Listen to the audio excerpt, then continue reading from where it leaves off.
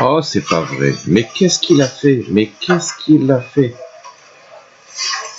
Shimon, Shimon, mais qu'est-ce que tu es en train de faire?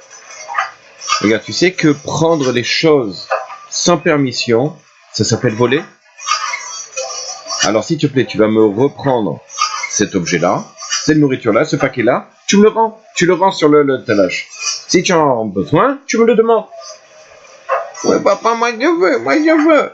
Il n'y a pas de je veux. Maintenant, tu m'écoutes, ou sinon ça va aller très mal se passer. C'est clair? Maintenant, tu remets ce paquet-là. Chers amis, bonjour. Dans les talages, et c'est tout. Alors, nous avons un passage dans ce parasha extraordinaire. C'est vers la fin de Balotecha. Vous savez, au sujet de cette histoire entre Aaron et Myriam, le frère et la sœur de Moshe, qui, voyant Moshe s'éloigner chaque fois plus, ou en tout cas rester éloigné de sa femme, ont commencé à se poser des questions, et puis ont commencé à se demander est-ce que vraiment Moshe aime sa femme, etc. Mais évidemment, on parle ici de Aaron la Cohen, et Myriam, la prophétesse. Donc c'est sûr qu'ils n'allaient pas faire ce qu'on appelle de la shonara tout cru, de la mauvaise langue tout cru. Évidemment, ici on parle de quelque chose de plus fin. Mais malgré tout, la Torah nous dit à ce moment-là l'intervention d'Akadosh Baruch Hu. Alors, regardez bien. La Torah nous dit la chose suivante. Hachem dit soudain à Moshe, parce qu'à ce moment-là, Hachem intervient dans la discussion entre Aaron et Myriam. Hachem dit soudain à Moshe et Aaron dit soudain à Moshe, Aaron et à Myriam, sortez-vous trois de la tente d'assignation. Et ils sortirent tous trois. Hachem descendit dans une colonne de nuée et se tint à l'entrée de la tente. Il appela Aaron et Myriam, ils sortirent tous deux et dit, écoutez, donc mes paroles.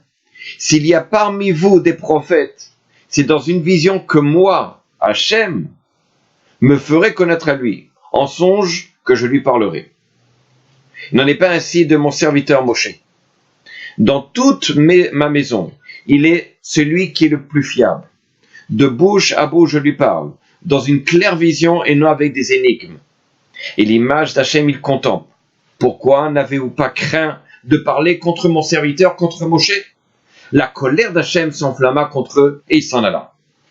Alors, extraordinaire, on voit ici, vous avez entendu ce papa se poser la question, est-ce qu'il a bien fait lorsque Shimon a pris un paquet, il a commencé à l'ouvrir et à le goûter. On voit ici qu'Akadosh Baruch Hu surprend Aaron et Myriam parler sur Moshe. Évidemment, ce qu'ils parlaient, c'était pas forcément en mal, c'était pour essayer de voir qu'est-ce qu'on pouvait faire pour remettre, entre guillemets, le shalom bait, enfin ce qui se pensait ne pas avoir lieu entre Moshe et Tzipora et sa femme. Seulement, Akadosh Baruch Hu a vu que cette histoire-là allait un peu trop loin. On ne peut pas parler sur quelqu'un et pas sur Moshe, raison de plus, de la sorte. S'il doit se séparer de sa femme, c'est simplement parce que moi, Akadosh Baruch Hu, j'ai besoin de lui parler.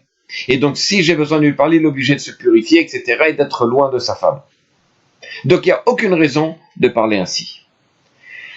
La Torah vient et nous dit un enseignement extraordinaire, c'est que au moment où Akadosh Baruch Hu, il va réprimander Aaron et Myriam, qu'est-ce qu'il leur dit?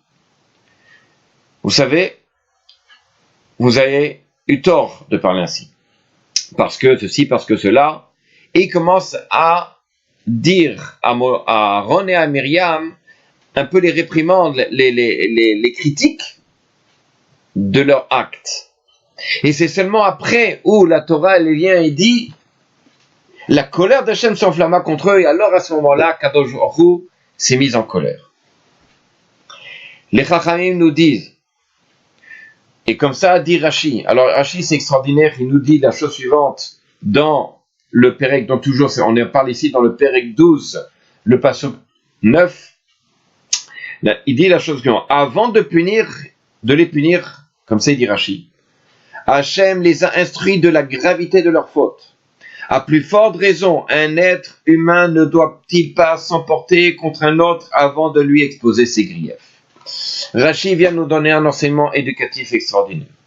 C'est que, vous savez, on est tous, on passe des journées qui sont difficiles. On a souvent, comme ça, des rapports parfois un peu difficiles, stressants, avec ceux qui nous entourent, au travail, dans les magasins.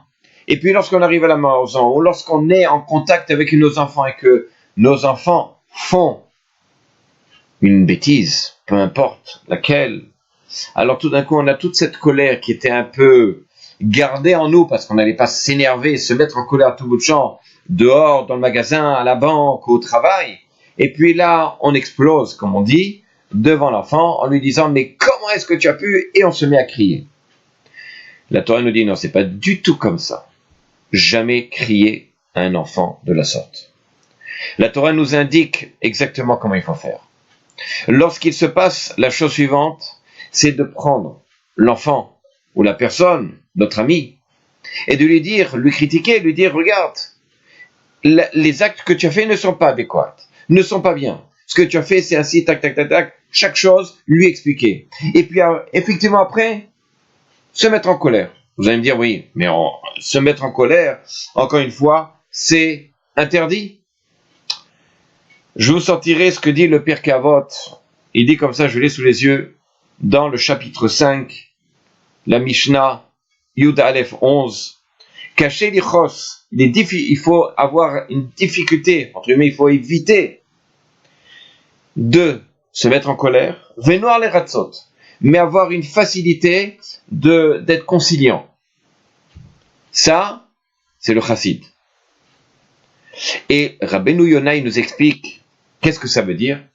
Chez Lokatov, il dit comme ça, s'il n'a pas écrit au sujet du chassid, eno koes, qui n'a pas à se mettre en colère. Non. C'est écrit que de temps en temps, effectivement, il peut se mettre en colère. On voit ici que, en fait, la colère qui explose, évidemment, elle est destructrice. Mais parfois, le fait d'expliquer et d'être en colère, mais c'est pas la colère. Rabbi Salah disait comme ça que la notion de colère ici, c'est simplement de montrer un visage comme ça, sérieux, méchant. Et ça suffit déjà pour que l'enfant puisse retenir la leçon. Et sachez encore une fois que de cette façon-là, lorsque l'on va avoir un rapport avec un enfant lorsqu'il a fait une bêtise, qu'on va lui expliquer au départ, on est tous dans le stress, on a envie d'exploser, on n'en peut plus. Mais c'est ça notre travail, c'est d'être capable de se retenir, surtout devant nos enfants, de se retenir et simplement après que l'on a expliqué à l'enfant le pourquoi de son acte, la gravité de son acte, alors effectivement on peut l'exprimer, la gravité à la fin, avec un peu plus de poigne, avec une expression sévère, n'est-ce pas? Pourquoi tu as fait ça? Sache une chose que la prochaine fois, alors je ne l'accepterai plus une chose pareille, etc. Effectivement, l'enfant, il va être capable d'écouter le message. N'oubliez pas, une colère qui est comme du feu, puisque la colère est considérée comme le feu, si elle n'est pas maîtrisée, elle peut être destructrice. Et un enfant qui n'a non seulement qu'il risque lui-même de ne pas accepter ce qu'on lui dit, c'est-à-dire qu'évidemment il va par peur, il va baisser la tête, mais quelques années plus tard, il risque de se révolter. La première chose. Deuxième chose, c'est que simplement lorsque, de façon générale, l'on s'énerve devant quelqu'un, automatiquement, il y a une sorte de soupape de sécurité qui se déclenche chez celui qui est en face, qui fait qu'il n'entend plus, il ne voit plus, il n'écoute plus, et tout ce qu'on a voulu lui faire comprendre, malheureusement, c'est voué à l'échec. Donc encore une fois, s'il y a une bêtise, respirez, prenez votre calme, et ensuite, après lui avoir expliqué, vous pouvez à la rigueur lui montrer un visage sévère. À bientôt, Shabbat Shalom.